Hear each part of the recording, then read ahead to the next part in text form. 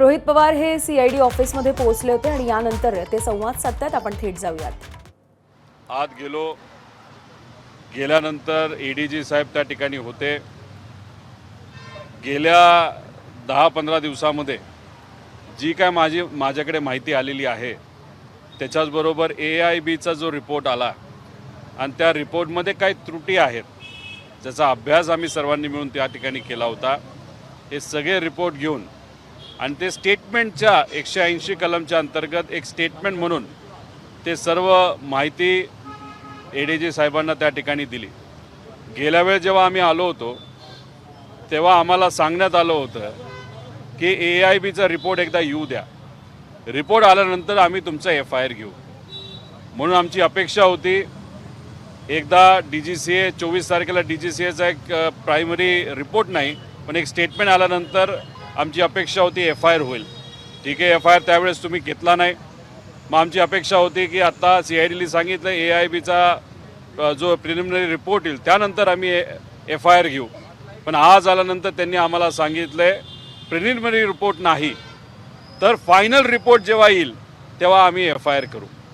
2023ला याच VSR कंपनीचा जेव्हा अपघात झाला होता त्याचा अजूनपर्यंत गेल्या 3 वर्षामध्ये फायनल रिपोर्ट आलेला नाही.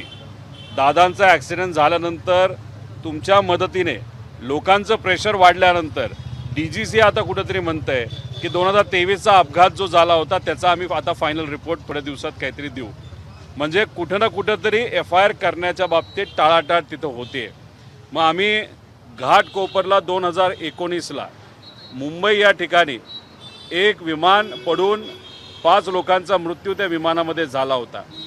इथे जे कोणी पायलट होते नाही तर त्याच्यामध्ये प्रवास करणारे लोक होते त्यांच्या परिवाराला पाठपुरावा केला आणि भाजपचे त्यावेळेचे नेते आणि आत्तासुद्धा ते नेतेच आहेत किरीट सोमय्या यांनी पोलीस स्टेशनला जाऊन BJPचं सरकार त्यावेळेस होतं हा FIR 2019ला विमानाच्या अपघाताबद्दलच हा त्या मुंबईच्या एका पोलीस स्टेशनमध्ये घाटकोपरमध्ये रजिस्टर केलेला आहे.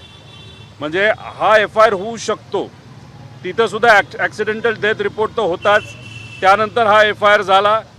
हाच आमच्या सगळ्यांचा जो अधिकार आहे हा अधिकार आम्ही कोणासाठी वापरण्याचा प्रयत्न करत होतो तर या राज्याचे एक लोकनेते मोठे नेते अजितदादा पवार यांच्यासाठी आम्ही FIR करण्यासाठी प्रयत्न करत होतो. आणि हा FIR झाला 19ला. त्यांचं सरकार आणि त्यांचा एक नेता पोलीस स्टेशनला जातो म्हणून आणि आम्ही विरोधात आहोत आणि दादांसाठी आम्ही लढतोय, अजितदादांसाठी लढतोय. एवढं करूनसुद्धा बोलूनसुद्धा पाठपुरावा करूनसुद्धा दादांचा FIR घेतला गेला नाही. म्हणजे कुठं ना कुठंतरी काही प्रमाणात काळं बेर आहे हे कुठंतरी आता सिद्ध होत चाललेलं आहे. काल जेव्हा VK सिंग आला 11-11:30 वाजता VK सिंग या कार्यालयामध्ये आला होता. पत्रकार इथं आले होते. पोलिसांकडनं पत्रकारांच्या प्रती फार चुकीच्या पद्धतीची वागणूक त्या ठिकाणी दिली असं आम्हाला कळालं. पत्रकारांना आत घेतलं नाही. VK सिंगची गाडी आणि त्याची सिक्युरिटीची गाडी ही आत घेण्यात आली होती. तुम्ही जर बघितलं असेल त्याची जी सिक्युरिटी आहे VK सिंगची त्यांच्याकडे AK-47 अशी बंदूक तिथं होती. आता VK सिंग आलाय कशाला तर इंट्रोगेशनसाठी आलाय. कुठं आलाय? महाराष्ट्राच्या CIDच्या प्रमुख कार्यालयामध्ये आलाय.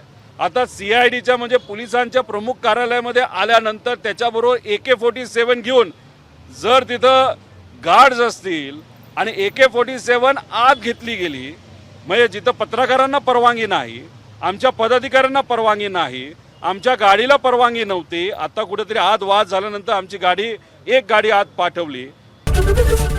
ABP माझा, उघडा डोळे बघा नीट.